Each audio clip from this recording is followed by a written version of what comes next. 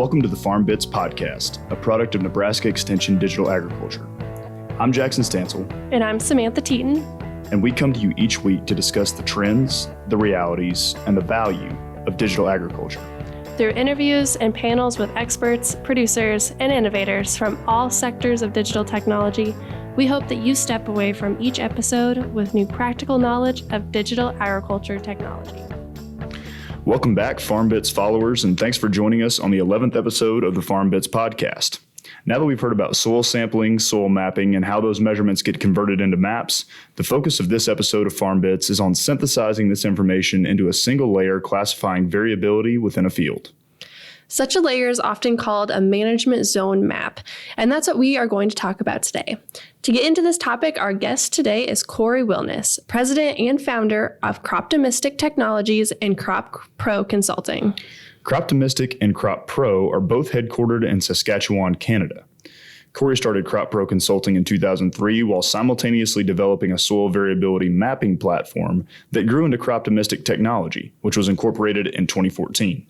Croptomistic is probably best known for their SWAT Maps, which stands for Soil, Water, and Topography Maps. Cory will describe these maps in more detail during this episode, as well as the complementary suite of hardware and software technologies that round out the 12-step process for mapping a field using SWAT Maps. This episode provides a great industry perspective on management zone-based approaches from a person who has boots on the ground experience in the industry and knowledge about what's important to a farmer. So with that said, here's our interview with Cory Willness of Croptomistic Technology. What is exactly the suite of technologies that Croptomistic Technologies offers to its clientele? Well, primarily people would be doing business with us because they want to access the SWAT Maps layers.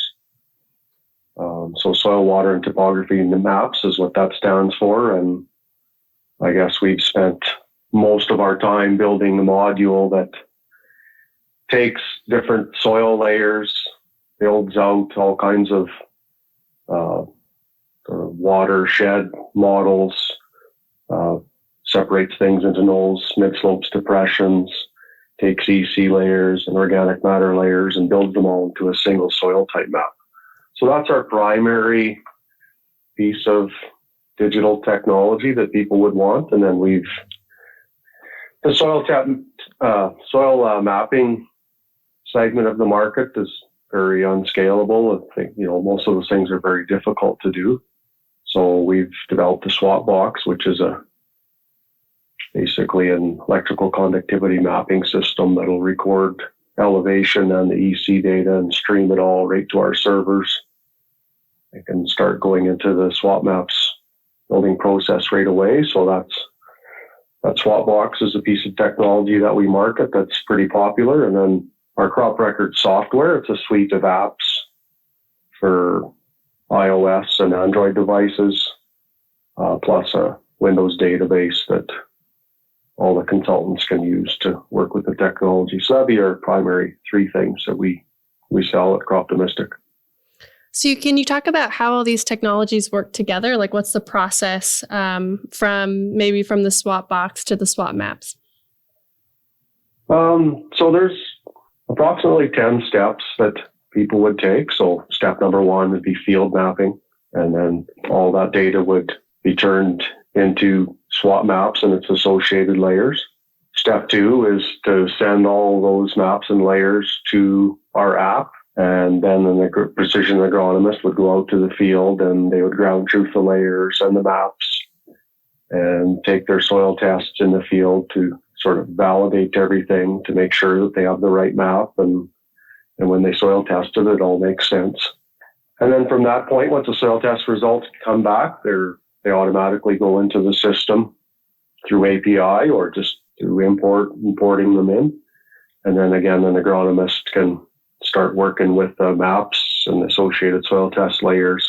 From then, they can integrate in their yield goals for the various zones and come up with what they would deem as the right fertilizer response for each zone.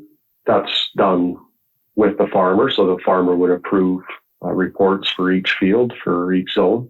And then after that, I guess those would be built into prescriptions.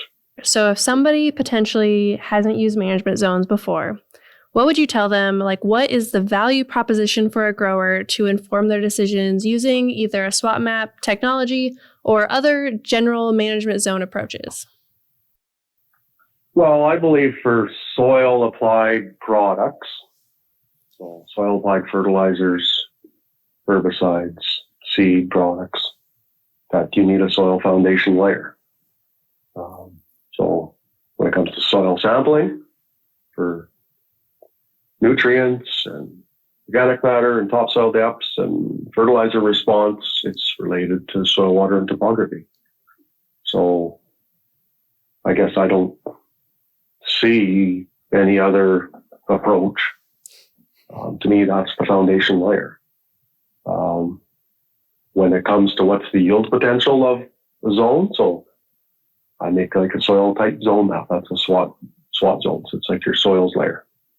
And then when you want to know what the yield potential of that is, then that should be done for each crop, basically. And you can define yield zones based on your SWAT zones. So in Western Canada, a crop like lentils will do very, very well in the dry areas of the field, and it'll flood out and die and get diseased in the depression. So that's, depending on the type of years you're having, you'll know by zone, by traditional yield maps and imagery, if you want to use any of those tools to define your yield goals by zone. And a different crop, such as canola, might be completely inverted to that. If your dry zones are, never your high yielding areas, and it thrives more in the wet spots in the field, and that'll show up in your SWAT zones.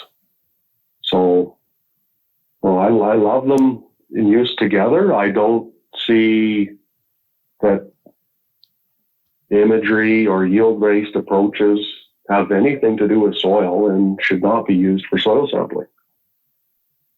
Now, crop yield zones for, say, something like fungicides.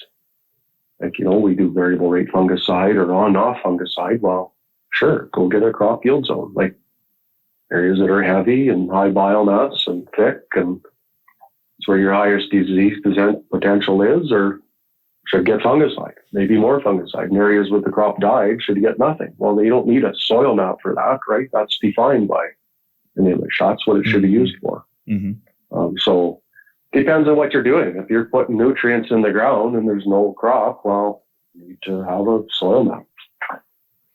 So when you think about all the different layers coming together, how exactly is the information in these maps conveyed to a farmer? Like when a farmer looks at the system and kind of pulls up their SWAT map, what exactly are they going to see and how? Because I imagine it's kind of hard to piece all of these different layers of information together in an easily digestible way.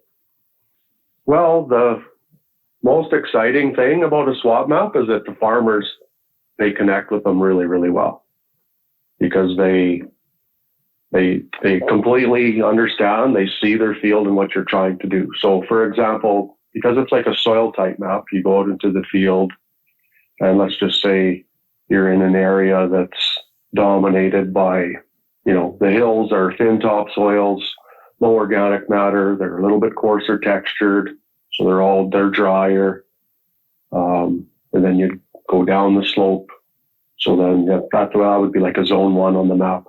Your mid slopes would be like your field average soils, typically very productive soils year in and year out. And then on the other extreme, let's say that they're very wet soils. So these are typically areas with high organic matter, deep, thick topsoils.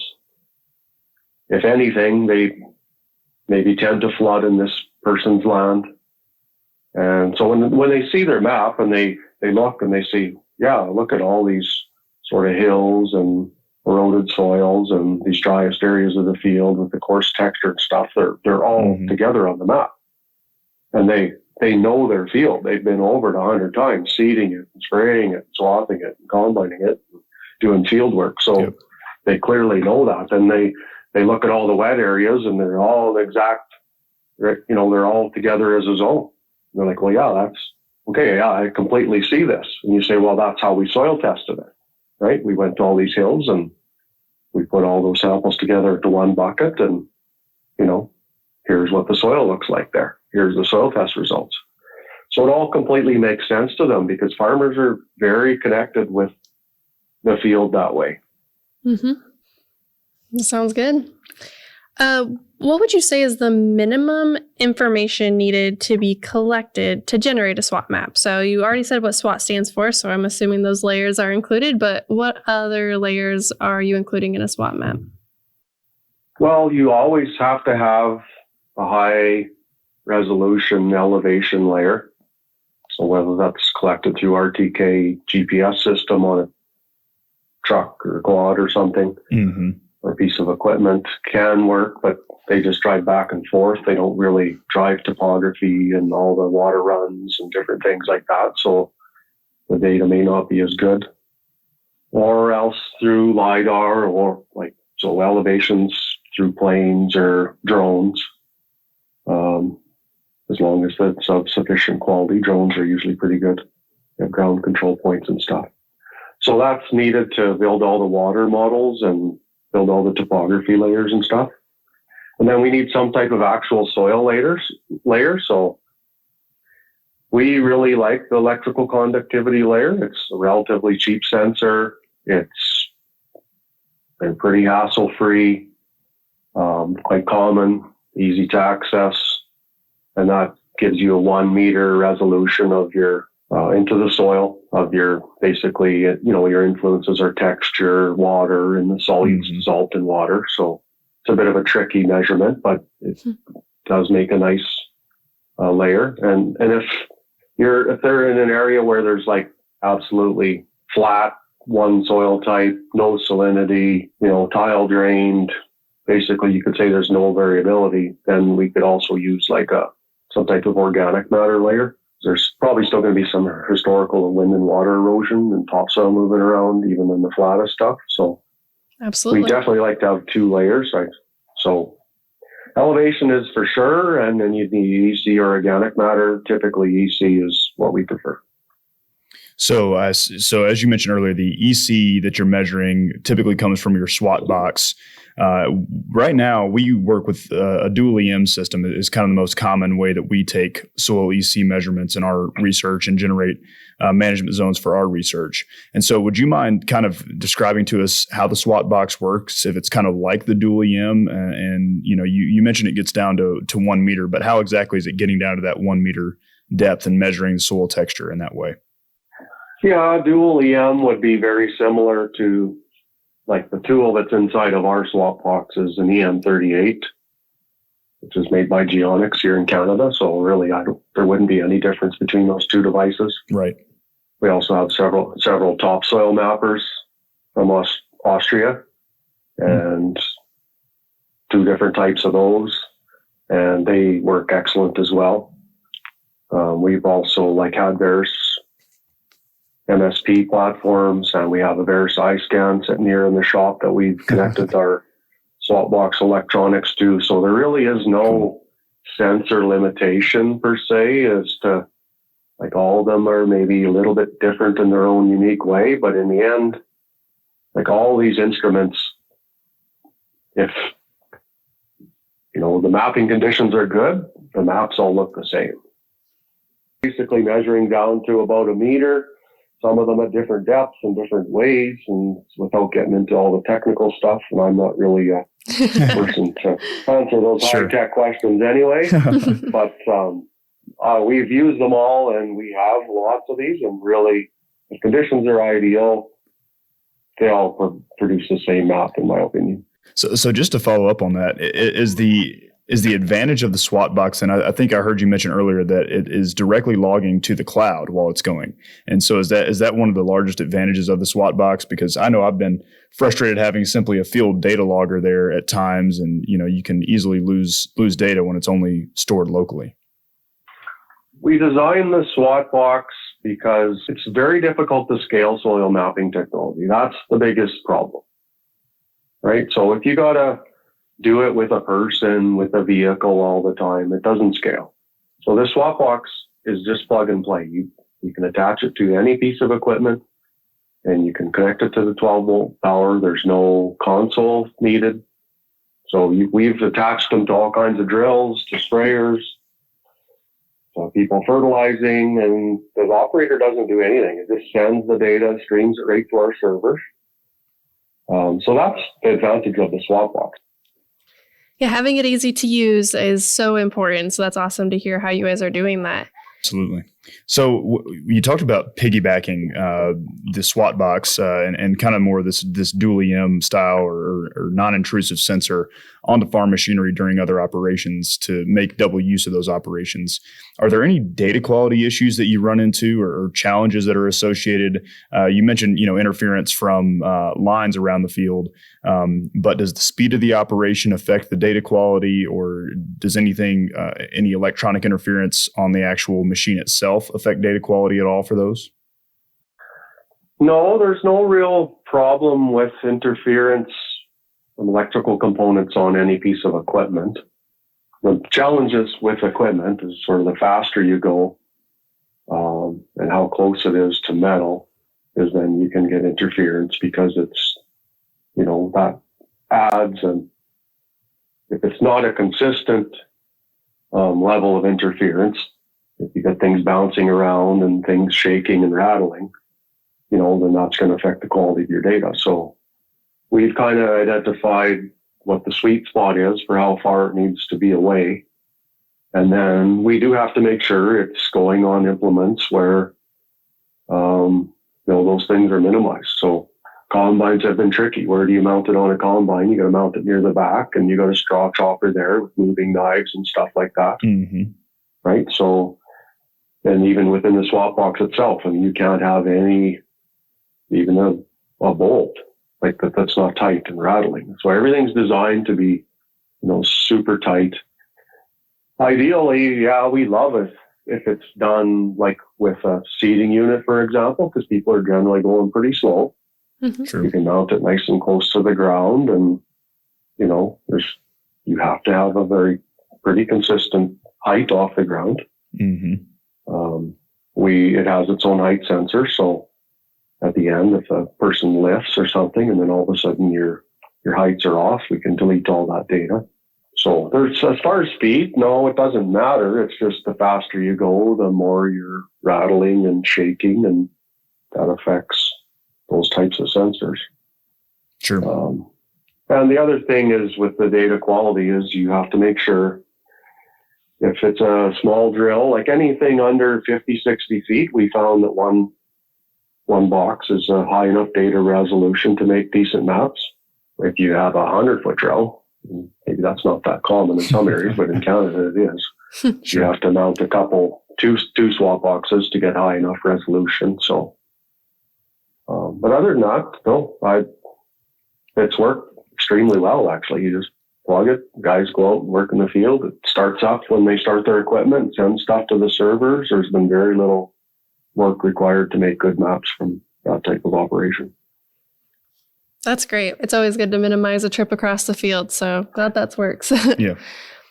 So we talked a lot about the data collection. Now switching gears a little bit to how you guys are using that data. So, without giving away any company secrets or without getting too scientific or over some of our heads here, can you talk a little bit about how you are synthesizing that data set and the computational processes that make a SWAT map? So how are you putting all those layers together? Yeah, that is a very tricky question. So we've been working on, when we first started, I would say we built good map quality. We wouldn't have known any different because we didn't have anything to compare it to. But back in 2008, it was mostly butchering maps and layers. Even a lot of the times the data went out of existing software and into Excel sheets where we had to do certain things to it to build topography models and stuff like that, which was extremely challenging. And it would take 2 to 3 hours to build the maps for a field. Wow. And so in the process of the last 12 years and up to 2020, we've been working on what we call a SWAT Maps module over that period of time. And we've got it down to like 20 minutes now. So a lot of the things have been automated. So most of the layer generation is all automated now. So it'll automatically kick out just by bringing in the elevation and EC data, and so if you had soil color maps, that would be all done automatically, building those individual layers. There's really no human intervention with any of that stuff. And then turning that into SWAT maps is where all the tricks happen.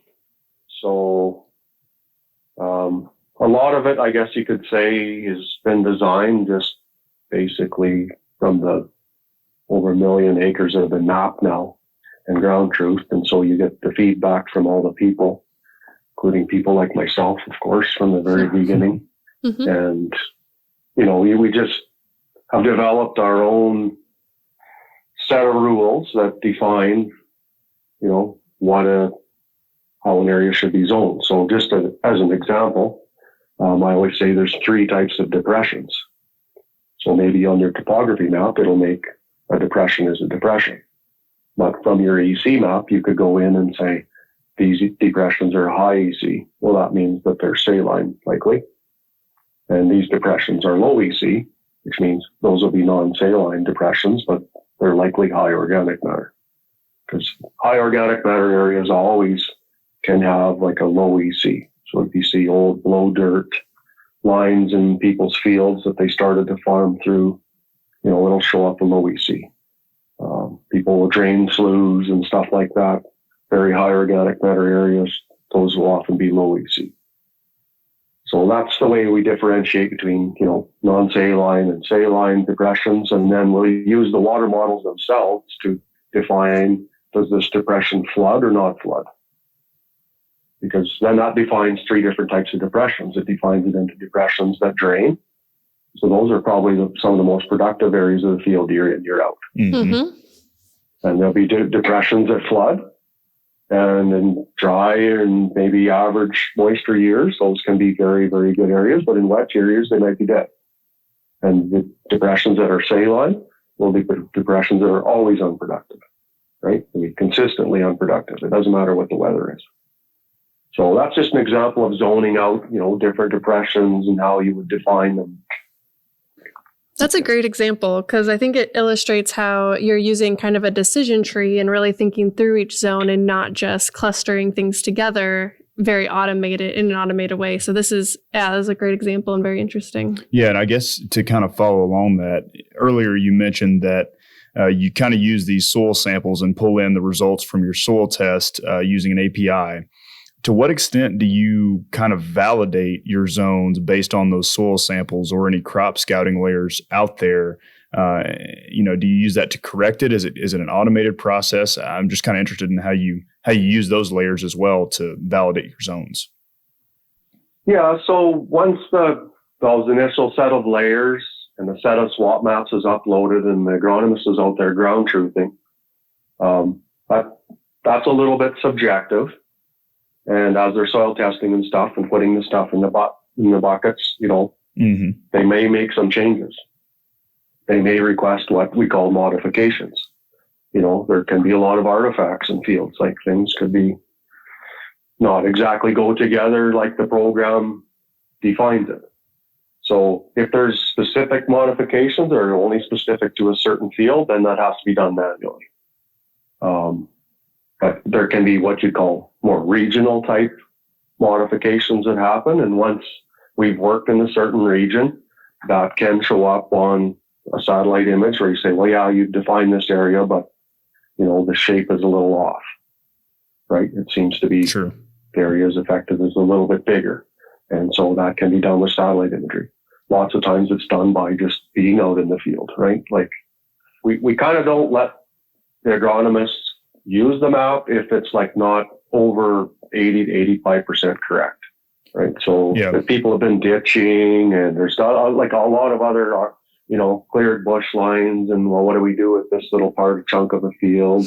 Yep. This was pasture and that wasn't. There's over time, it's like, well, a field just isn't always a field. And so there needs to be these modifications. And yes, you can use satellite imagery or something to define where those are and why they're different.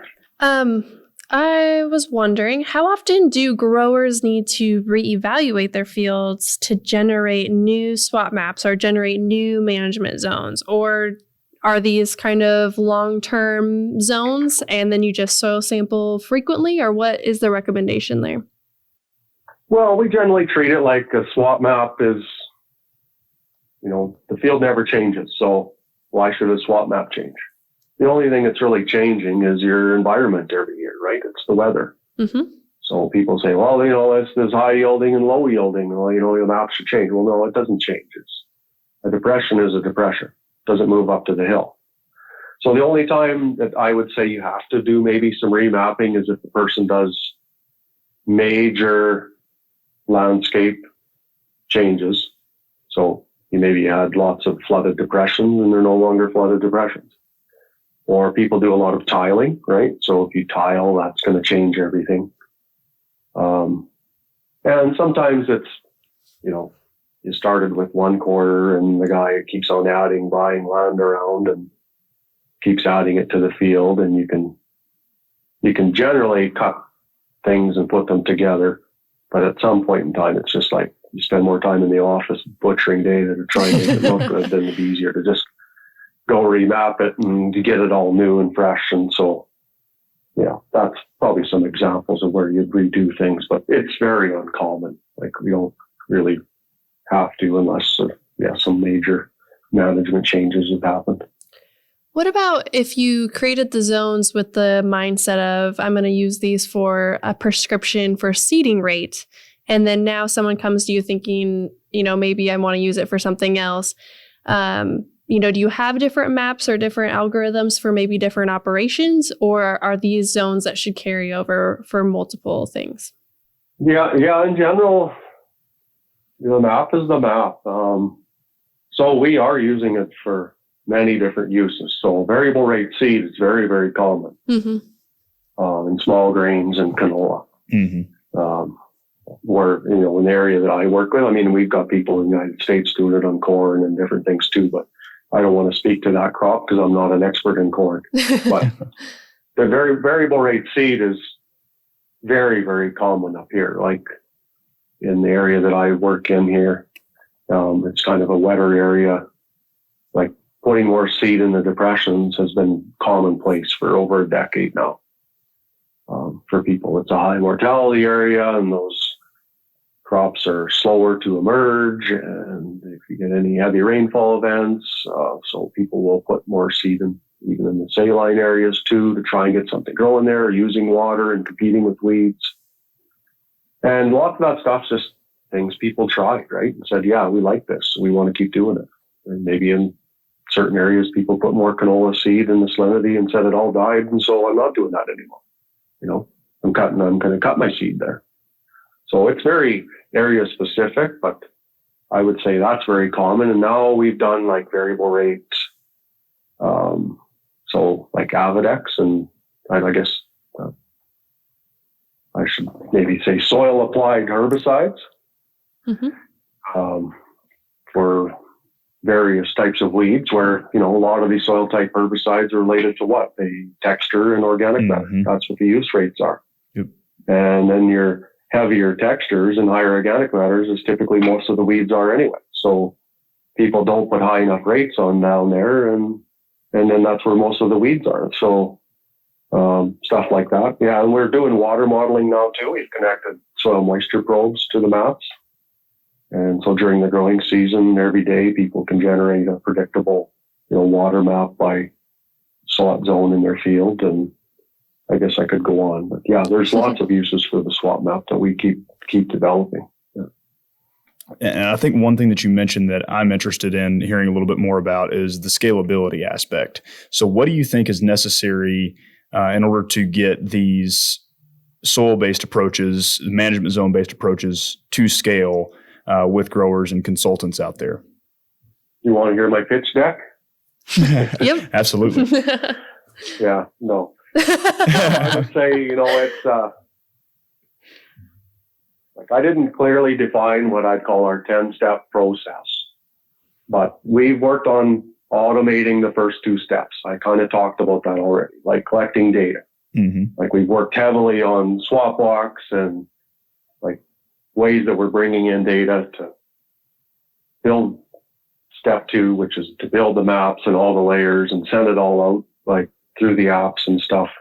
So we've done a ton of automation and we've done a ton of work to build these modules, and it's taken us a decade, right, basically to get to where we are now. Now, the other 8 steps all need automation too. Right, so that's the whole challenge of the whole system. Like even talk about ground truthing, you got a person out there driving around, punching holes with a truck. Well, that doesn't scale, so then we're working right now on the ground truthing part and saying, okay, well, how can we develop these maps better so we can help people to predict, right, what's going on out there? What should they be looking for? Maybe the maps can be even smarter in the future. We can add soil types to them, right? So when they go to the field, they can go to a zone 1 and it's going to attach the Sasurgo or Saskatchewan soil test database to that and say, okay, well, that's likely this type of soil type. Go look, right? Is this what you see? And if it is, well, then it probably has these defined characteristics, which we can already apply to it. So that's like step 3 on the ground truthing part. Like it's just to give the person that's out there more information to help define what this is and then make it digital, not just in someone's brain. So every single step along here, I could keep going.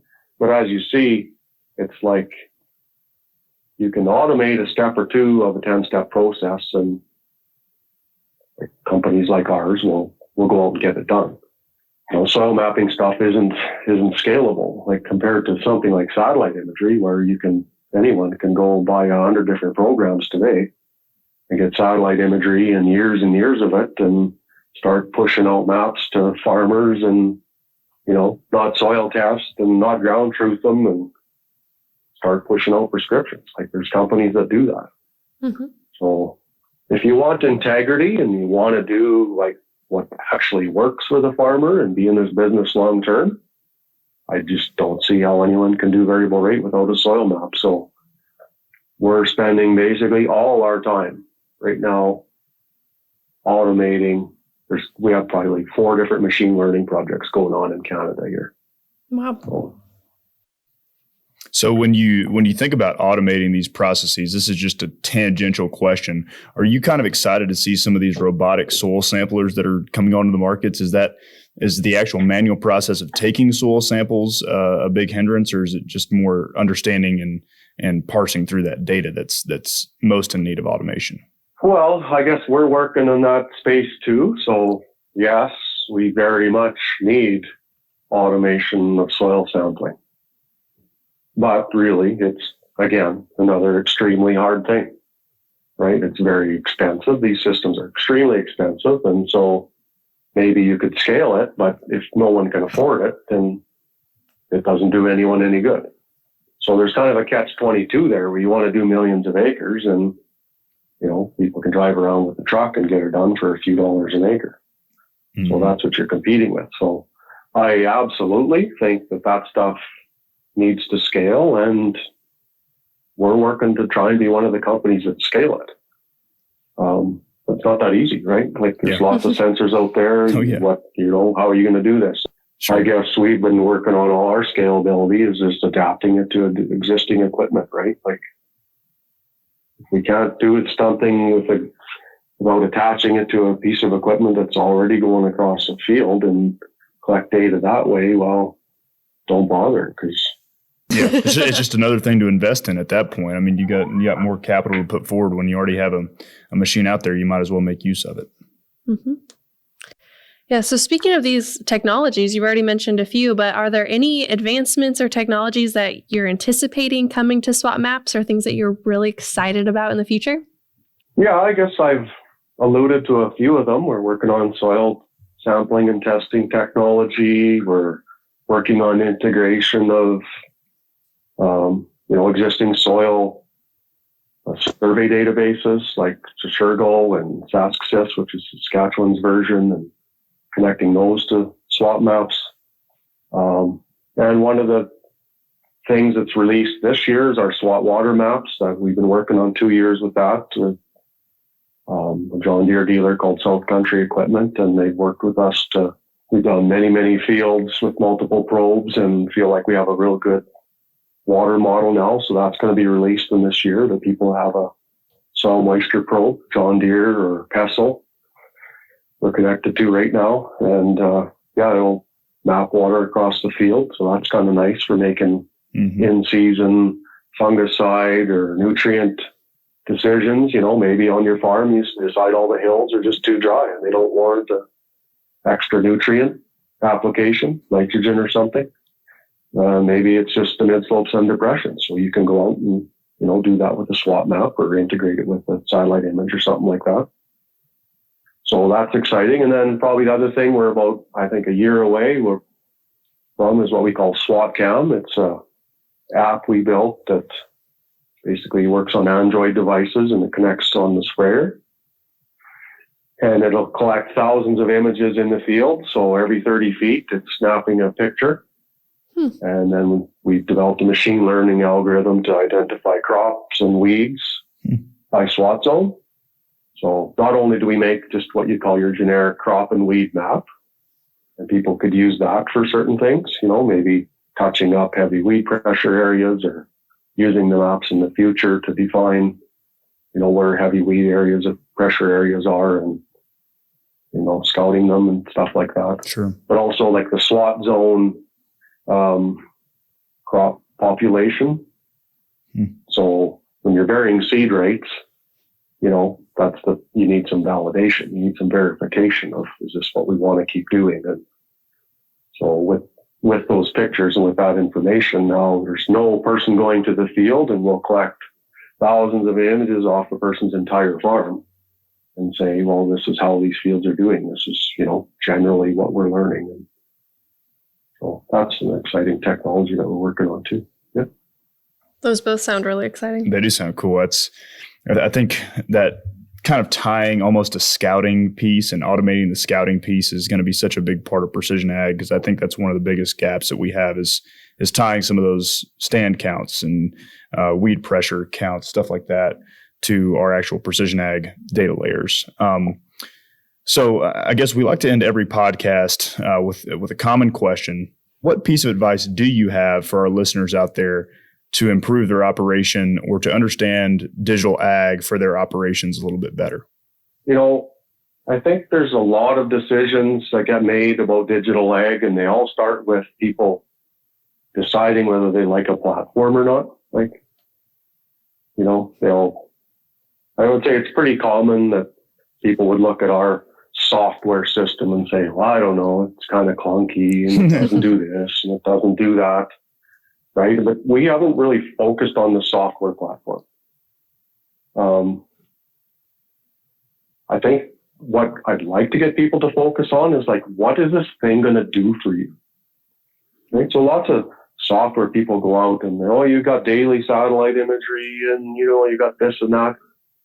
But after a couple of years, and they've got data collection galore, collecting data off all your sprayers and combines and all this stuff. And after a couple of years, they're they haven't done anything. What have they changed on their farm? Right? So I think that's the biggest downfall. I really like that. Our focus is really to come to the farmer, and I'm not trying to sell him a piece of software or that he's going to digitize his farm or something. Lots of our customers, they don't even have yield mapping or data collection. But they have SWAT maps. They are specifically doing something specific on their land, defining it into zones that are soil sampled so that they can manage their $1 million a year they spend on fertilizer more effectively. Right? And then every year we spend all our time refining that process, this agronomic process to get better, to make this guy more money and to make him more environmentally friendly. So that would be my suggestion for farmers is don't get caught up in features, right? Some piece of software and what it can do and data. You got to get focused in on, well, what do you need to accomplish on your farm? What's going to make your farm better? Zoom right in on that and nail that down with the technology take the lipstick off of it and say, down to the ground level here, is this thing going to work? Thank you very much to Cory for taking the time to join us on the FarmBits podcast. It was great to hear about his experience-based perspective on the implementation of management zone-based approaches and the value that approach brings to farmers. Yeah, there were a couple things that really stood out to me in this podcast, one of which was the fact that what separates the SWAT box as a sensor for soil properties is that it logs directly to the cloud, and it can be mounted on several different agricultural implements. And so this really helps to make the entire soil mapping process very efficient because it can happen during typical ag operations such as planting, and farmers don't really have to worry about the data transfer piece. Putting a USB stick into a monitor and taking it out and transferring the data to a computer, which is huge. And so that was a really interesting aspect. And then there were some other aspects of management zone validation that Cory talked about that were also pretty interesting, right, Sam? Yeah, I completely agree. My favorite part was the examples on how not all depressions are the same or not all side slopes are the same. Many programs would quickly group similar landforms together or similar soil types together, but we must also consider the water interaction, such as drainage, and how that might vary. So he shared how adding a tile system would completely change these water interactions and could call for a new management zone analysis. I also liked how SWAT Maps adds a human verification process that is sometimes missing in other technologies. And that's one example why SWAT Maps and this verification process is so important. Yep, computers can only do so much without boots on the ground. So we look forward to you joining us next week as we will continue discussing the theory behind management zones with Dr. Newell Kitchen of the USDA ARS. Thank you for taking the time to join us today on the FarmBits podcast. If you enjoyed this episode, please subscribe to the podcast on Spotify, Apple Podcasts, YouTube, or wherever you listen to podcasts to be informed about the latest content each week. We welcome your feedback, so if you have comments or questions for us, please reach out to us over email, on Twitter, or in the review section of your favorite podcast platform. Our contact information can also be found in the show notes. We would like to thank Nebraska Extension for their support of this podcast and their commitment to providing high-quality informational material to members of the agricultural community in Nebraska and beyond. The opinions expressed by the hosts and guests on this podcast are solely their own and do not reflect the views of Nebraska Extension or the University of Nebraska-Lincoln. We look forward to you joining us next week for another episode of FarmBits.